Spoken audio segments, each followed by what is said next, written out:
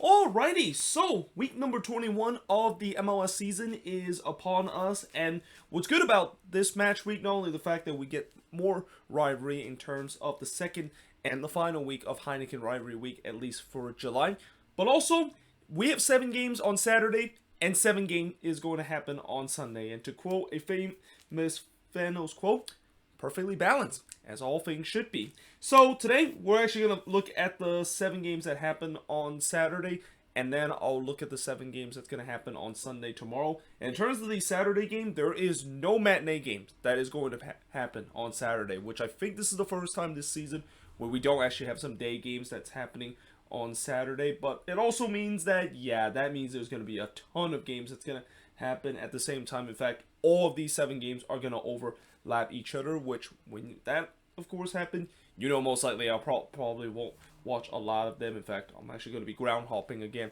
this Saturday, so I'm going to miss a lot of these games. And once again, I'm going to be watching the highlights of some of these games. But let us actually get into the first game of the 7-game action, and we start off with the Philadelphia Union versus the New England Revolution, which will start at 7:30 p.m. Eastern, 4:30 p.m. Pacific, but the actual kickoff is 7:38 p.m. local time. The Union have a 9-9-2 record and now are back at the top of the Eastern Conference, whereas the New England Revolution are still below the red line right now. 7-6-7, or actually no, 6-7-6 is their record, and because of their inconsistent form in these last couple of games, they find themselves below the red line once again. But in terms of the all-time meeting, the Union does have the edge, 19-8-10 over the Revs. In terms of the last 5 head-to-head matches, it was a 1-1 draw between both of these teams before the Revs did win 1-0 against the Union. Then it was a 2-1 win that the Revs had against the Union before it was a 1-1 draw between both of these teams.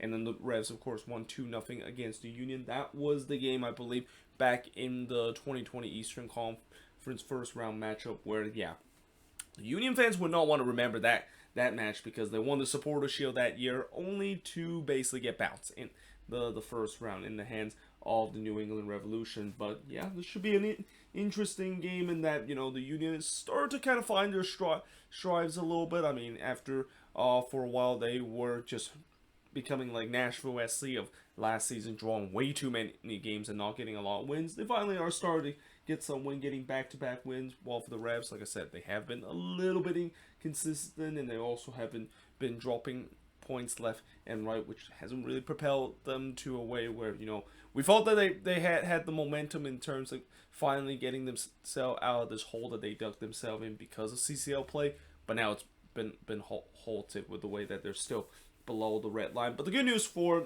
New England is that they do still have a game in hand over the team above them, and that if they do win that game in hand, they would theoretically go above the red line. But they need to win those games in hand, and I think this is well, actually, this is not one of them because every single team played this week. But in the future, when they do have that game in hand, they need to of course win. But this also is a matchup against a team that, for the Revs, it's not going to be easy to try to walk into Subaru Park, a stadium that the Union have rarely lost this season. In fact, I don't think the Union have lost this season at Subaru Park, and it just shows you how that place is an absolute fortress, and it's now becoming one, if not the hardest place to get points on the road compared to the rest of the league.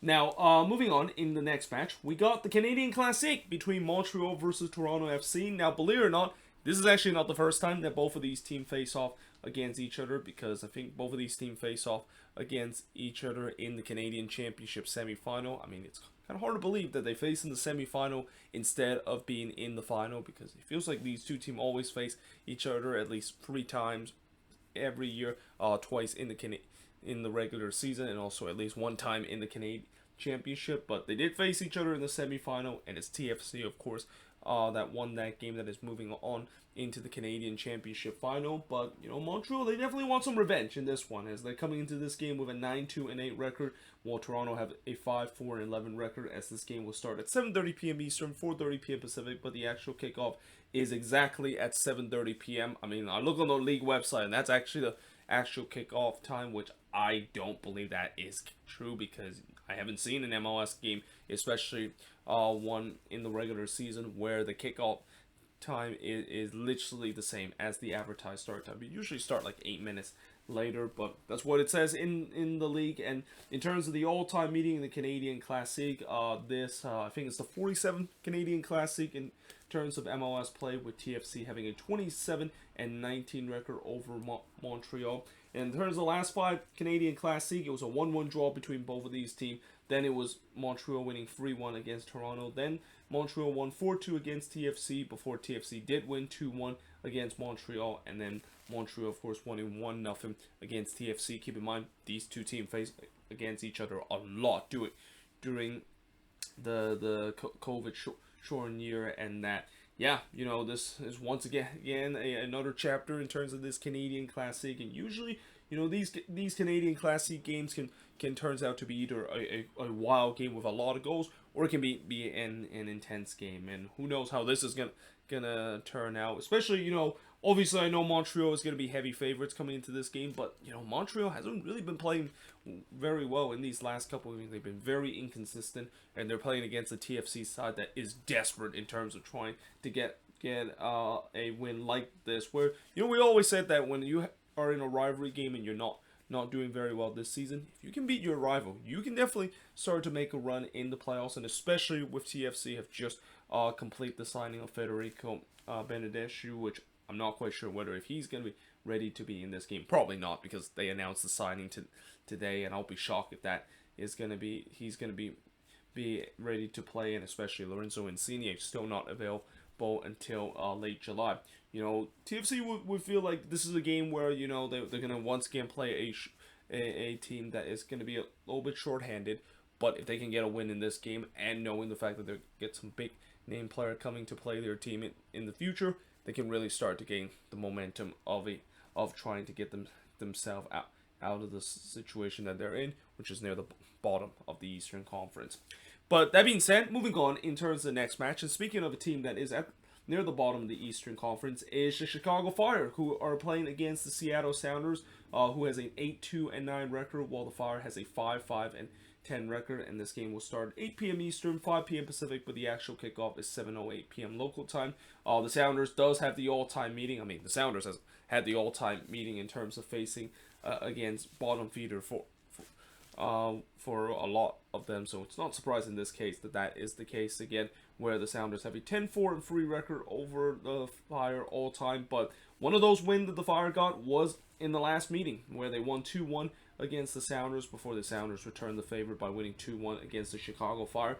Then the Sounders won 4-2 on the road against the Fire, a 1-1 draw between both of these teams, and the Fire did win 4-1 against the Seattle Sounders. So at least the Fires, when you look at the only 3 wins that they have ever got against the Sounders, this came in 2 of them came in the last 5 head-to-head meeting. And knowing the fact that the Fire have been playing much better, especially at home this season, they could have a chance to upset the Sounders, who, I'm not sure if they have got rid of that Cascadia Derby woes that they're still enduring. And especially, the second half resurgence that we thought the Sounders were going in, it hasn't really kick off in a way where they have got themselves in a good position. But again, when you look at the Western Conference, it is still relatively tight, and that if the Sounders does go on a good run, or if any Western Conference team go on a good run, they can definitely get yourself up the standings, and that's what the Sounders are trying to do. Though again, it's not going to be easy, because the Fire has been playing well at home, and if you don't look at that implosion that they had against the Columbus Crew, they've, I think, won 3 out of the last 4 home games that they've played, and I think that's the first good news for a team that there hasn't been a lot of good news for this Fire team throughout what has been just another underachieving and disappointing season so far. But now moving on, in terms of the next match, is Inter Miami versus Charlotte FC, which will also start at the same time, 8 p.m. Eastern, 5 p.m. Pacific, but because this game is in the East Coast, this means that it's going to be a late start, 8:08 p.m. local time, is pretty much that's the normal time for all Inter Miami games to start. But in terms of the all-time meeting, there's only one prior meeting between both of these teams, as both of these teams met earlier this season, with Charlotte getting that 1-0 victory against Inter Miami. Now, Phil Neville had some very interesting things to say this morning, talk about how he feels like that game against Barcelona in the middle of the week is the most important game of the season, which, yeah, that's a very interesting thing, but also kind of not a surprising thing that Phil Neville says, because, talk about how Phil Neville always tends to say some weird things in front of the media, and that's probably one of the weirdest thing. And that I'm also interested to see whether or not if he actually meant it, because if he actually meant it, maybe he's going to start a weak squad in this one, and that will drive every Inter Miami fans crazy. Like, why would you think about trying to rest your guys against a team that, yes, Barcelona is a well-known name kind of team, but they're playing it friendly against you. There is definitely much more to play for Inter Miami, especially with them being in the playoff conversation in the Eastern Conference. Then face against a team that is just clearly there because of marketing reason, and clearly there so that a lot of the fans can attend.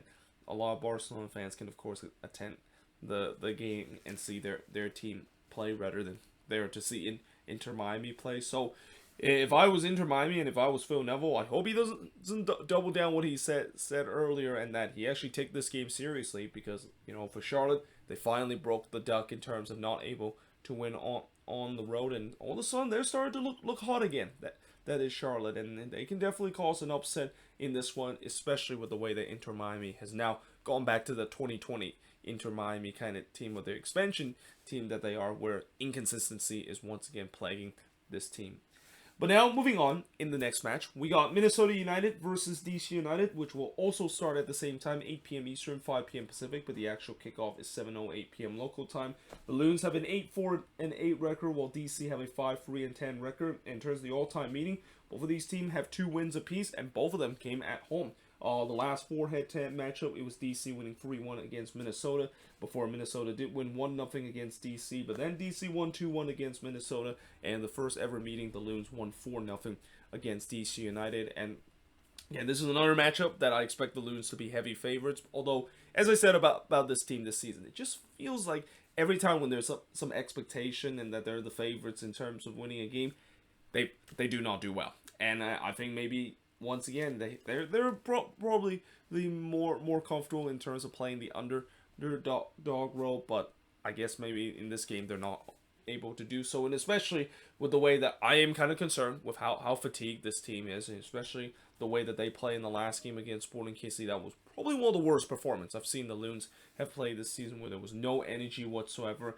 and it doesn't help the fact that, yes, even though this is another home game, they have to play on a short rest, and a lot of those guys have already been absolutely gassed because of how many games that they play in a span of short time. So yeah, I don't know how that's going to look like, and especially for DC, is this going to be the first game that Wayne Rooney is going to coach this team? I mean, I'm not sure if this is the case, and I'm hoping that's not the case, because I've seen it before, where whenever you face against a team that has a new head coach, those are the most dangerous team to face, because that team that has a new head coach, those players are going to play very hard under Wayne Rooney, and especially trying to please their new boss to be selective in the starting 11 weeks in and weeks out. So if Wayne Rooney does make a debut with DC United against Minnesota, yeah, I would say that this is not going to be a walk in the park like what we saw a couple of weeks. In fact, this season, that's been kind of the case. I mean, nothing is walk in the park for this team. It feels like every single win for this team has to be either incredibly stressful, or the fact that they do something that I completely did not expect and ends up winning the game in the end. But let's just hope that they can get all 3 points, especially trying to keep in that race of not only staying above the red line, but also trying to get into the top 4 of the Western Conference. But now moving on, in terms of the next match, we got the Colorado Rapids versus the LA Galaxy, which will start at 9 p.m. Eastern, 6 p.m. Pacific, but the actual kickoff is 7:08 p.m. local time. And I would like to say this is the desperation derby of the week. I mean, I know there's a lot of derbies and a lot of names that is, but I always like to have the desperation derby being a name, especially every single week I tend to pick which is the game where both teams desperately need a win, and hence that's why the name of desperation derby comes into mind. But this is kind of the one, because the Rapids 5-6-8, they have not won a game in the past 6 matches, while for the Galaxy 8-3-8, they just suffer an embarrassing loss against the Quakes at home, and once again dropping more points at home and losing at home, and now are just barely hanging on in terms of being above the red line in 7th place in the Western Conference. Now, in terms of the all-time meeting, the Galaxy leads the all-time meeting 44-12 and 32 over the Rapids. The last 5 head-to-head meeting, it was a 1-1 draw between both of these teams before the Rapids did win 2-1 on the road against the Galaxy. Then the Rapids won again on the road against the Galaxy 2-0 before they won 2-1 against the Galaxy, and then the Rapids won 1-0 against the Galaxy. So it's safe to say that the Rapids have had the Galaxy number, but most of those games have been on the row, and that this game is at Dignity Health, or actually not Dignity Health Sports Park, but Dick's Sporting Goods Park, two different stadium, even though it sounds kind of similar. And that, yeah, for the Rapids, they desperately needed this win, considering, yeah, it's just have not been a great season for their standard, and after just setting such a high bar for last season, that they have took a big drop, and that there's now bigger and bigger reason why a lot of people are saying maybe last season was a complete fluke, and this is what we thought that the Rapids were, which is a team that, you know, have a lot of decent player that can play hard under their head coach, but, you know, hard work and determination only took you so much until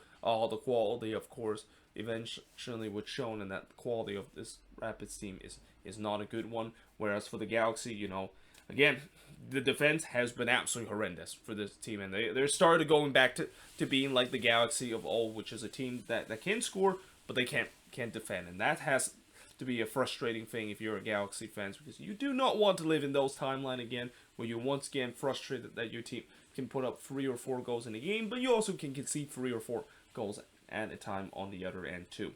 But now moving on, in the last match is the Copa Tejas Final between FC Dallas versus Austin FC. And I say this is the Copa Tejas Final because when you look at the Copa Tejas standing, which I finally have it in a preview, Austin and FC Dallas are only 2 points separated, and that just like last year where it was kind of the Copa Tejas Final between FC Dallas and Austin, we once again have it in this case, though this time the scenario have flipped, where last year it was FC Dallas being comfortable in the standings and have the lead over Austin. It's now Austin's turn that has the advantage, and all Austin need to do in this game is to get a draw against FC Dallas to win their first ever Copa Tejas. But, you know, if the FC Dallas does get a win in this one, then that means they retain the Copa Tejas trophy so far. But coming into this game, this one will also start at 9 p.m. Eastern, 6 p.m. Pacific, but the actual kickoff is 8:08 p.m. local time. Dallas have a 7-7-6 record, while Austin have a 12-4-4 record. Now, in terms of the all-time meeting, Austin is still searching for their first win against Dallas, as they have a 3-1-0 record. But if there's one thing we know about Austin, is that this is a team that is red hot right now in MLS. In fact, I think they're still at the top of the Western Conference and at the top of the Supporters Shield standing, albeit they have played one more game than LAFC. But, you know, this is a team that is just in red hot form against a team that is not in a good form, that is Dallas, and a team that is still searching for their first win in the past 4 games. Now, in terms of the last 4 head-to-head matches, it was a 2-2 draw between both of these teams before Dallas did win 2-1 against Austin. Then Dallas won 5-3 against Austin on the road before they won 2-0 against Austin FC. And that, again, you know, another thing that also make Austin red hot right now is that they have won 4 straight road games coming in to this one. So all signs are pointing to the fact that Austin can get the win, but, you know, as the old saying goes, forms and past history doesn't really matter, and, you know, FC Dallas is going to be really up for it and trying to retain the Copa Tejas trophy. But the same goes with Austin FC, is trying to continue this good vibe, especially on the road, and continue to hope to maybe get their first ever Copa Tejas triumph in this game. And as I said, all they need is a draw in this game. They don't have to win in this one to get the Copa Tejas trophy for the first time. But if they do lose this game, then yeah, it is FC Dallas once again being the reigning Copa Tejas Cup champion out of these 3 Texas teams. But either way, hope you guys enjoyed this video. If you do, make sure you guys like, smash the subscribe button. Let me know in the comments below what do you think of these 7 games. And as always, let me know in the comments below your prediction for all 7 of these games. But yeah, hope you guys enjoyed this video. If you do, make sure you guys like, smash the subscribe button. And yeah, I of course will see you guys next time.